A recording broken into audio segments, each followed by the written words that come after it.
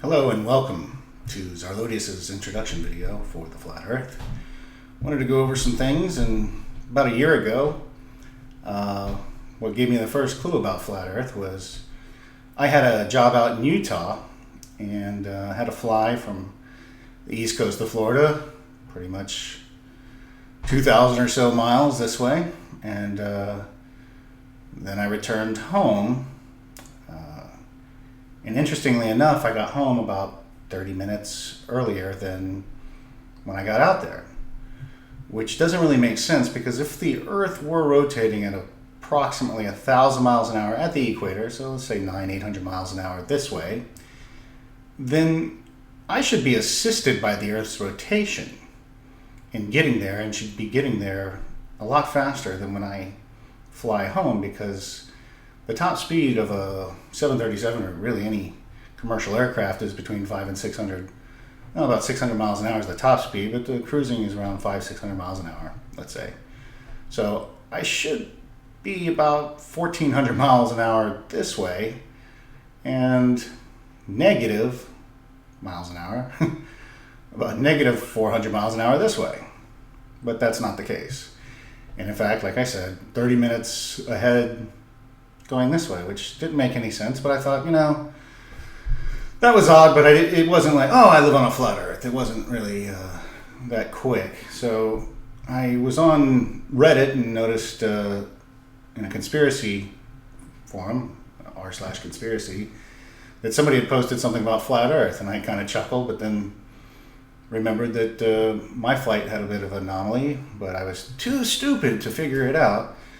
So I looked into this flat Earth thing really to debunk it. And the more and more I looked, the more and more I found that there's just, no pictures of Earth from space, no rotational spin from space. Started looking into the Apollo missions, which were hokey at best, and you speed up the astronauts' moon landing and walking around. There's no burn crater underneath the lunar module. There's really no fuel on the lunar module. There's no space for fuel. The amount of fuel that it would take, supposedly you weigh 1/3 less on the moon, and still you would still have to have an enormous amount of fuel just to get off. I mean, I studied physics enough to understand that thrust was very important in leaving the ground. Regardless of atmosphere, you just have, mass. Or I believed in gravity at the time. So, yeah, that was my first clue. So then, after trying to debunk it and whatnot, I spent hours watching. At the time, there was really no YouTube videos around. There was maybe a handful. Eric Dubay. I joined IFERS and was on that for a bit. It was interesting to be a part of that. They had some really good information, but they also had a lot of disinformation. And in fact, I was banned from IFERS after commenting that Eric Dubay was putting out racist videos when they were talking about mixing races by having blacks and whites and calling them mudbloods. There was some music video that he put up on there, which I had contention with, and the second I voiced my opinion, I was removed, and Dubay blamed his moderators, but never allowed me back in. So there's a lot of people out there in this movement that either do this for their own claim to fame, they do it for, God knows what, why they do it. The reason why I'm doing it is because I feel that I've gathered enough information to put out a lot of good information, not only flat Earth, but really what it all entails, what the entire prison system, taxation system, slavery system basically is what we live in. And the reason why I'm doing this is to help my fellow man, my fellow woman, figure out really what's going on and how to break free, how to not be a slave. I mean, there's really not much we can do in the current paradigm that we're in other than educate ourselves and understand our reality and who's in control of it and what we can do about it. So this is my first introduction video. I'm not going to have any copyrighted information. I'm not going to play NASA videos. I'm not going to have super duper cool graphics. As you notice, I'm using open source software, so you can't get me on anything copyright, because you can't copyright what's in my head. Well, not yet. They haven't copyrighted consciousness yet.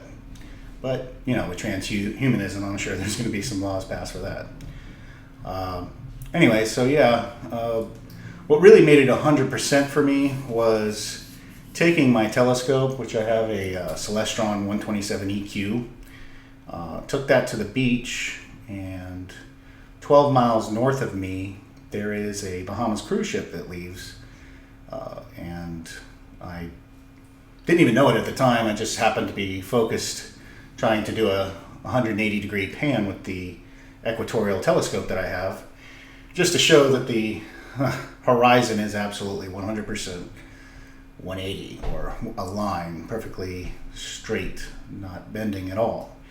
So when I was focused in on that, I noticed that the ship's bow started coming out, and I was like, wow, that's interesting, and realized that, oh, that's a cruise ship, and didn't even know that that thing existed. But sure as anything, it comes out, and I can see the entire ship, all the way where the water is hitting the bow, and all the portholes, and it was about 8-story ship, so I'm guessing about 100 feet high, and I saw the entire thing come out, and I could see the big B on the smokestack, I guess indicating it's a Bahamas cruise line. So I called the company to find out, what their average speed was, because I was going to be there for a while. We were going to have dinner on the beach with my family, and so I called them up, and they say, oh yeah, so the average cruise speed is 23 knots, and I looked at, I had to Google what 20 knots, and I had to Google that, and it came out to about 23 miles per hour. So after 2 hours, we go and have some dinner and whatnot, and then I come back out, and from where I saw it 12 miles away, the ship was, let's say that, it was about a quarter of the size, much smaller, and it was way out there. But even with my eyes, I could see plainly that I was, looking at something that was definitely 40 plus miles away. And if you do the math, 2 hours at 23 miles per hour is 46 miles, and it definitely looked, about 46 miles out. It was definitely smaller, but yeah, I could see the entire ship. Then I took my telescope, zoomed in on it, and still could see the exact same thing I saw at 12 miles out.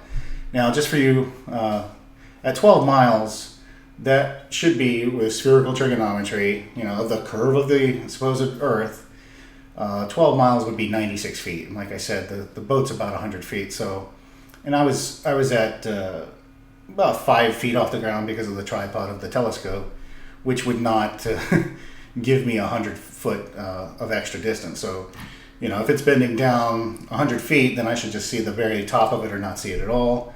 But I could see the entire ship, and could see the entire thing when it was a quarter of its size, when it was about roughly 46 miles out, which means if it's perfectly flat at 46 miles, that should be 1,400 feet below the my ability to see it. Excuse me. But yeah, I could see the entire thing. And that was, for me, the 100% absolute surety that we were on a flat Earth. I also started looking at the sun's movements, looking at the shadows of clouds, looking at the moon's phases.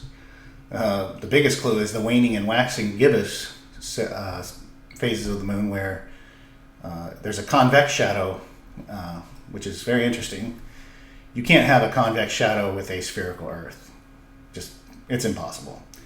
Also, one of the things, I was out in my backyard, noticed 45 degrees to the west, at the sun, not setting sun, but it was going to. Then I had a waxing gibbous moon 45 degrees that way. So 90 degrees, thereabouts, between each other.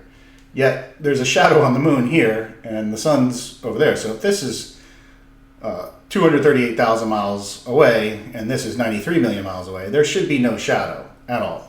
Even if Venus is in the way, Mercury, whatever, you're not going to have a convex shadow. It's impossible. So, yeah, that's what that's kind of what you can do yourself. You can just watch the sun move around you, and it comes in and out. It goes, on the Tropic of Cancer, then it goes to the equator, then it goes out to the Tropic of Capricorn, and then back in what they call the Alemina throughout its phases. So, yes, YouTube, this is just my introduction video. There'll be more to come, especially various flat earth-like subjects. I'm not here to prove flat earth. There's enough videos out there that can do that for you, but I just wanted to give you my take on it. And, like I said, spent about a year trying to, well, not a year, but spent 2 months trying to debunk it. And it was about 2 months before I said, it was absolutely 100% flat. And I did this 8 hours, pretty much every spare moment of my day. I was trying to figure out if I was going to be the crazy one to come out and say, hey. And sure enough, yes, everybody turned on me. My wife, my best friend, my brothers, pretty much anybody who would listen, definitely thought I was insane. And I certainly did at first because, it was one of those sort of aha moments like, oh, wow, do you know, I didn't even know that, like all the implications that come rushing in. I was like, well, why would they lie to me? Why did I have a globe in my classroom? Why has nobody even paid attention up until now? That was one of the big things too, is that, we as a society or as Americans or as humans just accept authority. I think they prey on that. They prey on our good nature and they prey on our trustingness to get us in line and get us in control. So, fuck authority. Pardon me. Oops. Screw authority. They don't have your best interest at heart. In fact, they've never had your interest at heart. They've lied to you your entire life, and we're going to get into that in a few more videos. But yes, I just wanted to say hello to everybody, and there will be more to come, and it's going to be an interesting year. I believe that 2016 is going to be the year that Flat Earth goes fully viral, fully global. It's not going to be mocked anymore. I'm not an idiot. I broke records in entrance exams in some of the top schools, and I had pretty decent grades. I just didn't like to do work, so wasn't the greatest in the grades, but I definitely not an idiot. So thank you guys for watching. Please stay tuned for more. Have a great 2016.